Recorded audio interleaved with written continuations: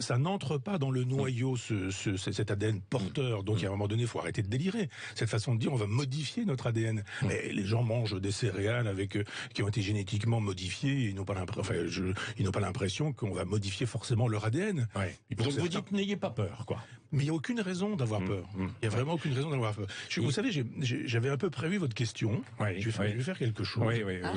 Oui. Parce que je vais vous lire la fiche. Une petite notice. Notice. Voilà. Non, mais ce sont les effets secondaires d'un médicament. Rarement une réaction allergique peut survenir. Boutons, rougeur sur la peau, urticaire, brusque gonflement du visage et du cou pouvant entraîner une difficulté à respirer, œdème des coinques. Malaise brutal avec baisse importante de la pression artérielle, choc anaphylactique.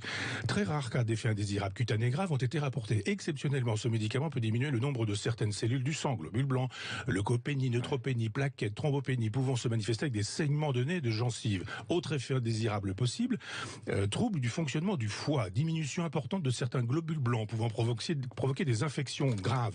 Je passe le détail. Destruction des globules blancs. Vous n'avez pas venir toute la fiche parce qu'elle est longue. Non, mais c'est important, vous savez.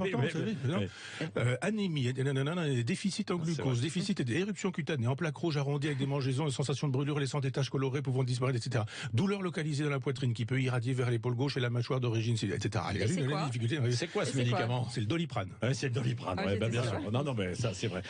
Alors, l'idée d'un comité citoyen là, qui est évoqué pour suivre ça. C'est démagogique, tout ça, cette façon de dire on tire au sort 20 personnes. La dernière fois, vous avez vu ce comité, on tire au sort comme par hasard, on tombe sur Daniel Cohn-Bendit. Mais enfin bon, cette façon de tirer au sort m'étonne un peu. Ça, c'était pour la poudre de parlement. Oui, mais la démocratie, ça existe. Il y a des députés, il y a des sénateurs, il y a un gouvernement, il y a un premier ministre qui peut être justement le chef de l'État préside et le gouvernement gouverne. On se dit mais